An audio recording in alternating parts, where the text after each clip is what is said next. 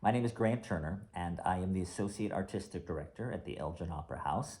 And I suppose you could say I am responsible for the Opera House Shakespeare Company, which is sort of the classical theater side of all of the many different sides that the Opera House has to offer our community. So I focus primarily on Shakespeare and other classical pieces. Chekhov, Ibsen. We just did some Irish plays by a guy by the name of John Sing. So we do a myriad variety of other things, but primarily Shakespeare. Um, Ironically, having just said that, the play that we are about to open here in May is actually a new play.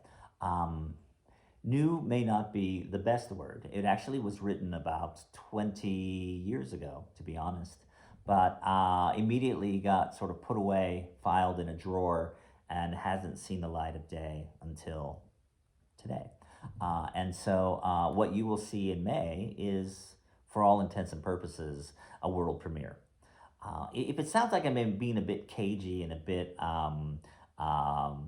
nefarious as I describe what this play must be, I must confess that I am in fact being so because I actually wrote this play. Anyone who knows me knows that I'm a huge fan of theater in general, and I think it's vital for any theater practitioner to try on as many different hats in the theater realm as they can. I think you should certainly perform. I mean, that's kind of the heart and soul of it all. But I think you should direct if you get an opportunity. I think you should try to produce a play. Learn what it's like. Raising money and trying to put your artistic vision on stage through the medium of others. Um, I think it's important to design and hang lights and run sound and run the spotlight and build props and sets and build costumes. I actually taught myself to sew so that I could create costumes for my theater company. So I really think it's important as one who practices in theater to learn everything you can, to do every element of creating a play. Not only does it give you a better appreciation for what those people do, so you would never, be surly or, nasty to a prop designer because you know what they've gone through. You know that they are equally the artist that you are. But it also it really does sort of help you see how every piece of the puzzle is there to help tell the story.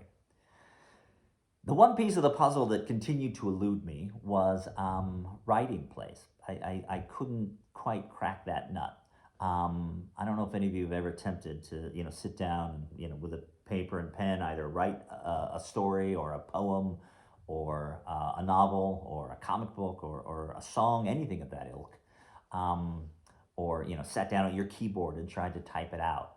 But I was plagued with what I imagine curses a lot of people, and that was the need to be perfect and to create the greatest play of all time. And I felt like if I couldn't just put, the great American play on paper with my first go, then it wasn't worth it, and I would immediately crinkle up and throw away whatever I was working on. So I sort of put that ambition aside as I continued to go down my particular theater trajectory. One of the things that perhaps illuminates who I am as a theater artist and as a human being is I'm always voraciously studying and trying to learn from my learn from the past, learn from people that have had the experience that I'm trying to create for myself. And so I am particularly fascinated by theater performance history.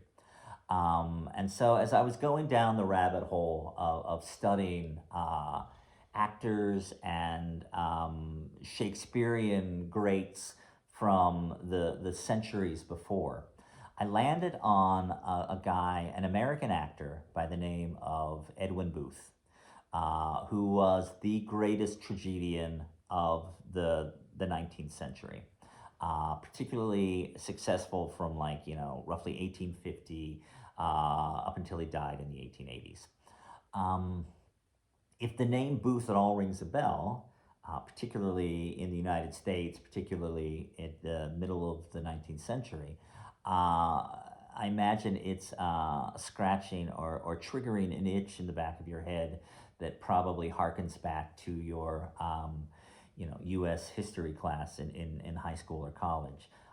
Because, yeah, Edwin Booth, the greatest actor of his day, was the brother of John Wilkes Booth, who assassinated Abraham Lincoln.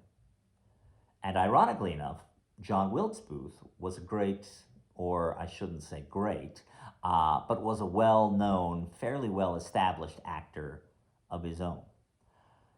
When I try to describe this play, it's kind of like if Tom Hanks and Tom Cruise were brothers and Tom Hanks killed the President of the United States. I don't even know if that metaphor quite sums up how mind-boggling this story really is. So I knew that there was some theatrical history to Lincoln's assassination. I knew that he died in watching a play, Our American Cousin in Ford's Theater in Washington D.C. I knew that when John Wilkes Booth assassinated him, he shouted out "Sic Semper Tyrannis," which was a theatrical sort of battle cry. I knew that there was a story there, but I did not know that the story involved the greatest actor of his day, Edwin. So this story, this play that I wrote, is about them, and it takes place in 1864, late 1864. So roughly 5 months before Lincoln is assassinated.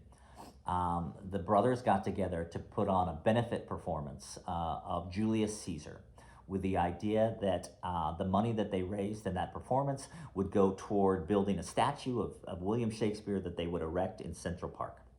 And that statue is still there today. You can see it. I was just there last February and I saw it. It's a very nice statue. Um, this play takes place the evening of that performance. It takes place immediately after that performance is ended. It involves John Wilkes meeting Edwin in his dressing room, and the two of them sort of discuss their lives. They discuss theater, and eventually they get around to politics. I don't want to give too much away because I just sort of want you to see it yourself. One of the great things about writing a play is that perhaps of all of the mediums of theater, it is the one where you are at the most mercy of how others interpret it. I know what I was trying to do, I know what I was hoping to say, but I don't know what you'll think when you see it. It was very important for me to sort of hand this over to another director and let them tell the story that I created with their voice. And for me to evaluate, whether this story can actually work if I'm not the one telling it. So I will just be a viewer like you. I will just be an audience member like you. And I'm going to watch and see what they do. And I would love for you to touch base with me afterward and tell me what you think. Tell me how the story works. Tell me how it resonates. I will say that we did a first read. Again, this had sat in my drawer for many, many years. We did a first read a couple weeks ago, and I was amazed at how prescient and sort of timely it is as we find ourselves right now in sort of a cultural civil war with two very clearly drawn sides. It's really fascinating to hear some of the rhetoric of today mirrored in the rhetoric of John and Edwin. But again, I don't want to go too much into it. I really want you to sort of take from it what you will. So it's a play called Brothers Booth, and it's about John Wilkes and Edwin Booth, both on the cusp of what will become perhaps their singular achievement in life. Edwin is about to embark immediately after this Julius Caesar production closes. Edwin begins to do a performance of Hamlet on the Broadway stage. It runs for 100 straight performances, which sets a record for the time. That record isn't broken for many, many, many decades later by a guy named John Barrymore. And John Wilkes Booth, in the next 4 months, is going to assassinate the President of the United States. What a fun, exciting, thrilling story to witness. Say that, with all sarcasm. It is profound, and hopefully you feel as much. Um, I don't really have anything else to say. I mean, I want to leave it up to you to draw from it what you will. I guess I will only say that I made a concerted effort not to make Edwin the hero, although I admire the heck out of that guy. And I made a concerted effort not to make John the villain, although what he did to our nation was despicable. But I really wanted to let you, the audience, draw the conclusion that you will draw. So I really do hope that you enjoy Brothers Booth, and I hope that you will be with us at the Jewel Theater this May. And if you have any questions, comments, or concerns, please reach out to me at the Elgin Opera House and let me know. And hopefully I'll see you after the show. Thanks.